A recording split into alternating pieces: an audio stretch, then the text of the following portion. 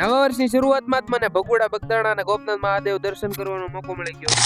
હવારમાં વહેલી જાગવાની મજા જ અલગ હોય ને સૂર્યદાદાએ દર્શન આપી દીધા ને ગાડીને ગાભો માર્યો ને પછી ગાડીને પુલાવ્યું પેટ્રોલ ને સીધો નીકળી ગયો ને છોડવા જો કારણ કે લેવાના હતા અનિલ ને પ્રકાશ ને આ એક ભાઈ પણ તો આવી ગયો ને આ ભાઈ છે ને અમારે રીતિ રિવાજ પ્રમાણે મોડા જ આવે છે કોને ખબર.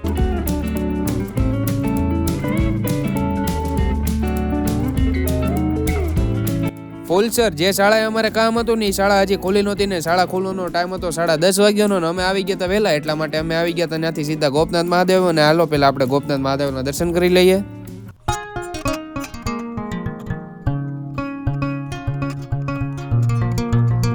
દર્શન કરીને આવ્યા હતા ઘડીક દરિયાની બાજુ ને અહીંયા તો છે ને ભાઈ મજા આવી ગઈ ને પછી નીકળી ગયા સીધા ત્યાંથી ફૂલસર.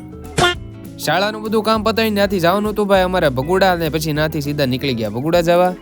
ભગુડા મોગલ ધામ તો પોકી ગયા પણ અંતર હાલતી હતી આરતી એટલા માટે અમે લઈ લીધો ભાઈ લાયો આરતી નો લાવો ને દર્શન કરીને બહાર નીકળે ને જ્યાં દેખાણા ત્યાં ચણિયા બોર તો લઈ લીધા ચણિયા બોર.